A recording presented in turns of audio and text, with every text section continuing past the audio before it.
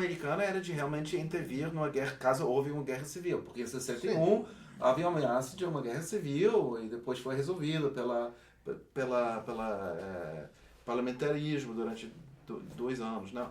Mas os americanos chamaram o esquadrão americano justamente para, caso for uma guerra civil, de apoiar os militares, né? Ou seja, oferecer armas e apoio e simbolicamente oferecer apoio Então está americano. confirmado. Não, isso está totalmente confirmado. Isso não Tranquilo. temos documentos Agora, pedindo... a minha dúvida é se o presidente levou em conta isto, quer dizer, ou se Eu não sei se também... ele sabia. Olha, o presidente Jango, eu digo isso sempre nos meus depoimentos, que pessoa, vamos falar coloquialmente aqui, né? Pessoa boa, pacifista, um homem de diálogo, um homem simples, de uma simplicidade, olha, é incrível isso, olha que a gente conviveu com outros presidentes também, né? Porque eu já era da guarda, um homem assim extraordinário, e acredito que esse pacifismo, essa ideia, esse psicologismo do presidente Jango possa também ter influído, entendeu? Um somatório de coisas. Agora, em relação à intenção americana de invadir, de tomar,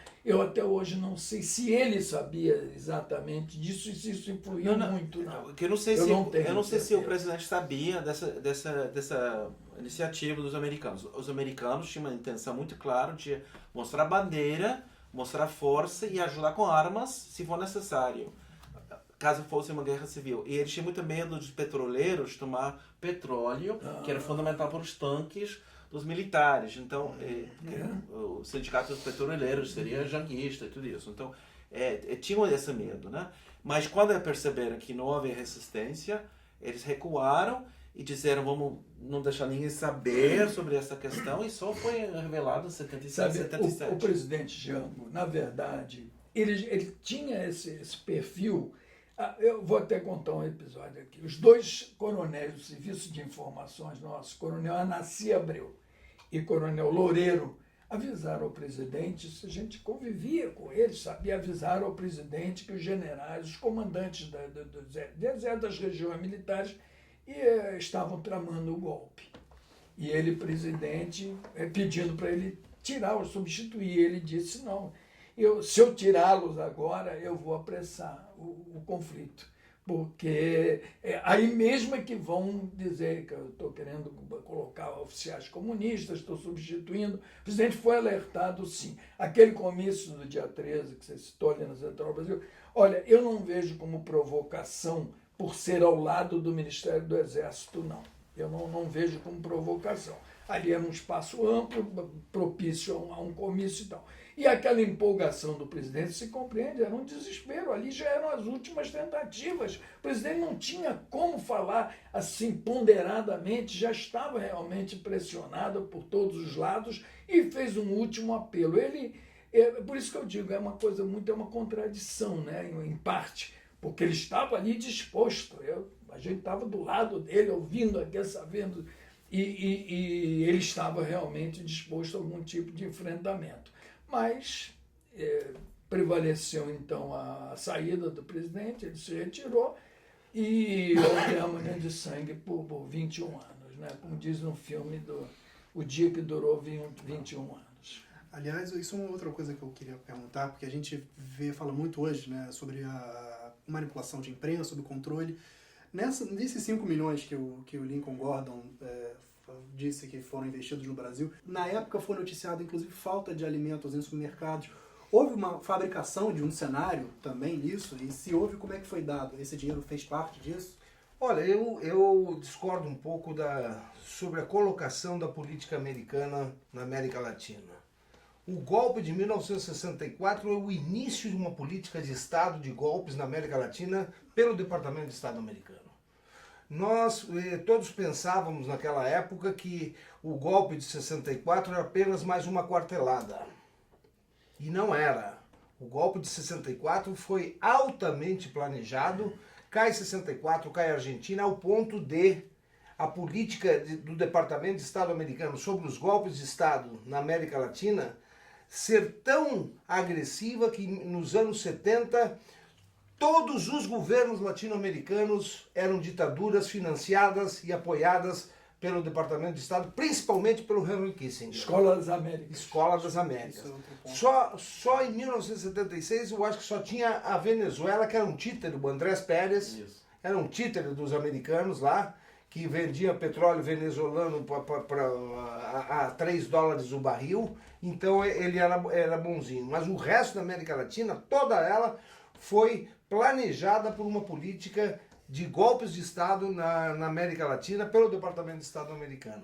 Mas posso fazer um argumento? Eu achei muito importante. Eu tenho uma trajetória de 30, 40 anos lutando contra o imperialismo norte-americano. Mas eu acho que é muito importante enfatizar que o brasileiro era capaz de controlar seu destino, ou seja, o golpe foi feito com o apoio total dos americanos, mas os brasileiros que fizeram o golpe também. Não, ou sem seja, dúvida. tem que entender isso, porque Sem dúvida. é uma maneira, em certo sentido, de não enfrentar uma realidade de um apoio que houve dentro do país. Mas voltando ao que a pergunta original, essa é uma política, não é só a política de golpes dos Estados Unidos, ela compreende primeiro que chama-se as cover actions, ações encobertas. É a desestabilização, através da imprensa noticiar. Tanto é que no governo João Goulart, a partir do plebiscito de janeiro de 63, quando o povo brasileiro lhe devolve com mais de 85% os poderes presidenciais para fazer as reformas de base, através dos IBARES e dos IPES, foram feitos mais de 200 filmetes ou seja, mais de um filme a cada 2 dias contra o governo João Goulart. Então esse processo é um processo de desestabilização. São os sicários, né? Os Danmitrione da vida que nós tivemos na América Latina, que primeiro veio ensinar tortura, depois do golpe, depois os Tupamaros mataram no Uruguai, né? que era um administrativo da Embaixada Americana em Montevidéu. É todo um processo de ações encobertas que englobam, né, a desestabilização, a calúnia, a compra de edições e de redações, como fizeram no Brasil. É todo um processo armado para desestabilizar e colocar a opinião pública, e aí sim nós podemos dizer um golpe civil-militar brasileiro. Um golpe civil-militar, e mais, reiterando o que você disse, o IPES-IBAD era o órgão financiado pelo Estado Unidos, você sabe disso. E o IPES-IBAD preparou a opinião pública o tempo todo. Que era o Jango comunista, Brizola, que coisa, hein? Brizola comunista, Darcy Ribeiro comunista. Só havia um, que era o Miguel Arraes, um do poder, que também no dia do inquérito dele sentou e já sei, vocês querem fazer um inquérito para eu dizer que sou comunista, já disse, acabou. Não vou levantar. Mas isso que o professor Green Então, falou foi interessante de isso. falar de que o golpe poderia ser evitado pelo Brasil. Eu vi numa Sim. palestra sua que o senhor falou alguma coisa disso. Eu disse exatamente isso, que o poderia golpe elaborar sobre contou isso? com a cumplicidade do poder econômico brasileiro, os banqueiros, os latifundiários, os usineiros, o grande poder econômico brasileiro participou sim, a cúpula militar, que se regia pelo Pentágono e pelo Ideário. Por exemplo, a revista adotada na Escola de Comando do Estado, a revista Military Review, quer dizer, é toda uma ideologia. A Fiesp, A grande Fiesp financiador. e continua. Continua. Eu Mas, acho que- enfim, houve sim a contribuição ao colaboracionismo, mas esse colaboracionismo não sai do nada. Ele sai como resultado de todo um processo de informação e do monopólio da grande imprensa, e isso é uma coisa que, infelizmente, ainda continua no Brasil. Eu diria de outra maneira. Eu acho que a elite brasileira, ao longo de 500 anos, sabia manter-se no poder. Seja durante a época colonial, com escravidão, seja na República, seja nos anos 30, 40, 50, fazer aliança com Vargas se for necessário. E ele estava sendo ameaçado pelas mobilizações populares. E eles tinham grande aliado, os americanos, que estavam também paranoicos, porque tinham seus interesses econômicos aqui, de expansão de mercados, de importação de materiais. Então é uma aliança, mas eu acho que é fundamental entender que a elite brasileira estava interessado em derrubar o governo de Jango Goulart. O sector não, o sector apoiou totalmente, achava interessante expansão do mercado nacional, expansão dessas forças de produção. Mas outros setores estavam. Eu acho, por exemplo, hoje em dia, vários jornais, não vou citar, mas vocês sabem quais são, estão com uma campanha muito grande contra o governo. E eu acho que não precisam ajuda americana para fazer essa campanha. Agora, professor, eu queria debater fazer uma observaçãozinha. Não vou dizer.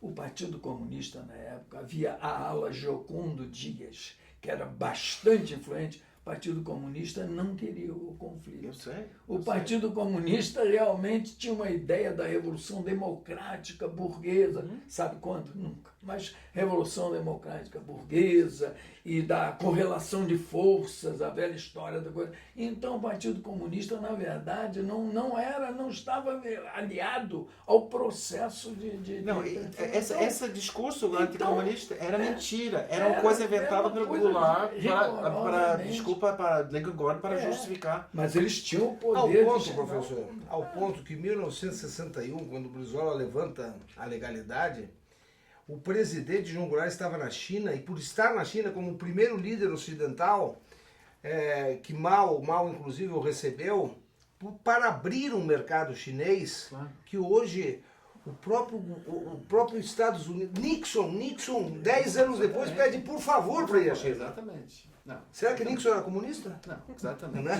Hoje a China detém a maior quantidade de papéis americanos, é detentora dos maiores títulos públicos americanos. Hoje o Brasil mantém com a China um comércio maior que com os Estados Unidos. Então era Jango que era comunista, Nixon não era. Para os americanos tinham medo de perder a influência e essa terceira via, que é uma ideia que era do Jânio Quadros, mas vem de antes, uma possibilidade de uma independência política econômica, política exterior, e que a dinâmica, o processo brasileiro estava levando o Brasil fora da influência, a influência americana, que eles consideraram, desde que eles expulsaram economicamente os ingleses, era a área de influência dos americanos. Sem dúvida. E quando o presidente vai para a Casa Branca, em 62, foi logo depois da crise de mísseis com Cuba, ele até se declara a favor da política de Kennedy. Ele deixa claro que ele está defendendo essa política de enfrentar a União Soviética. E voltam para o Brasil e o Lincoln Gordon escreve que não pode confiar nessa política dele. Ele foi aos Estados Unidos a convite do Lincoln Gordon, uma sugestão do Lincoln Gordon ao Kennedy para visitar inclusive uma base naval, né? E ele fica sendo... O Kennedy explica sobre a crise e ele diz claramente, bom, eu apoio vocês nessa história, essa briga, e não adianta nada. E depois volta pedindo dinheiro, pedindo ajuda para poder refinanciar as dívidas e tudo isso. O governo americano disse, não vamos financiar. Porque eles já queriam derrubar, deixar a economia ficar com problemas, com maior inflação, dificuldade de conseguir a circulação de dinheiro para realmente fazer as coisas clandestinas também, nas campanhas eleitorais, apoiar as identidades que estavam tentando derrubar o governo também. E queria... Então, uma pergunta que eu quero fazer, havia de fato alguma ameaça comunista, de algum golpe comunista no Brasil naquela época? De jeito nenhum. Não. O Partido Comunista estava pacífico, não estava interessado em... Totalmente. O PCdoB era pequenininho, tinha rompido justamente contra essa política, ela era muito pequena em 62, 63, 64. E as organizações... Só o PCdoB teve uma... Mas era mínimo, não tinha poder nenhum. E as outras novas organizações, inspiradas na Revolução Cubana, ALN, depois Valpamares, VPR Valpamares, surgem só em 67, 68. Então, nesse momento, qual é? É a possibilidade dos camponeses apropriar terras, ter dignidade, a possibilidade dos latifundiários perder os seus poderes no Nordeste, teoricamente a possibilidade de uma extensão dessa reforma agrária, e as reformas de base, que foram reivindicações democráticas para melhorar o país. A reforma agrária proposta pelo presidente Jango Goulart foi feita nos Estados Unidos um século antes, foi feita no México. Como é que uma reforma agrária é tildada como comunista quando se dá um título de propriedade ao novo proprietário? Inclusive que depois de 64... Que comunismo é esse que o problema que Jango defendia na reforma agrária é que nós tínhamos no Brasil 40 mil proprietários do Brasil. Ele queria transformar a 10 milhões, ou seja, dar 30, 40 hectares de todo esse latifúndio para que 10 milhões de novos proprietários defendessem a propriedade privada. Claro. Não existe só por ser reforma agrária, ser comunista. Onde é que se viu o comunismo no marxismo dando título de propriedade agrária? E em seguida eles mudam de política e apoiam o governo de Eduardo Frei em Chile, apoiando uma reforma agrária. Essa é uma nova política de incentivar a reforma agrária para evitar conflito de classe dentro do campo Mas em Chile. já debaixo do guarda-chuva dos Chicago Boys? Não, baixo da guarda-chuva da Aliança para o Progresso. Então eles tinham uma política de... Tudo que eles opuseram em 61, 62, 63, vão apoiar em Chile em 64. Porque eles estão percebendo que tem que ter uma política muito mais ágil para resolver as questões de conflitos no campo, senão há uma polarização. E há uma possibilidade teórica, pelo menos, que o setor pode radicalizar-se e optar por uma solução mais radical. Eles estão preocupados com isso. Então, eles estão enfatizando a reforma agrária, mesmo a reforma agrária que o presidente está chamando para ser feita em 64, os americanos vão implementar em Chile em 65. É mais uma ironia dessa história também. E o argumento do golpe, porque há uma ameaça comunista, que vai acabar com a democracia. E me parece, eu tenho menos de 40 anos, nosso canal é formado por pessoas jovens, e a gente quer entender bem o que é isso, porque como é que a sociedade brasileira naquele ano aceitou, porque para nós fica bem claro que o discurso foi o seguinte: vamos acabar com a democracia para mostrar para aqueles que querem acabar com a democracia que é errado acabar com a democracia. Não, mas como é que isso aconteceu? O discurso é o contrário. Vamos implementar a democracia, que não existe democracia. E é uma ameaça do governo de eliminar os direitos democráticos, como está acontecendo em Cuba. E vão começar a comer as crianças aqui, expropriar. Ninguém vai poder ficar com televisor. É todo um discurso anticomunista que eles vêm criando. E, infelizmente, havia problemas econômicos na época, uma inflação muito grande, que assustou muito a classe média, por várias questões, entre eles o fato que os fundos internacionais não estavam apoiando a economia brasileira, então era mais difícil manter uma estabilidade, e o presidente estava muito pressionado para atender as reivindicações populares, então não quis aumentar a gasolina, não quis aumentar o subsídio para pão, que era fundamental para o classe popular, porque ia perder um certo sentido a base dele, então não podia fazer um ajuste dramático para conter a inflação, então criou essa situação.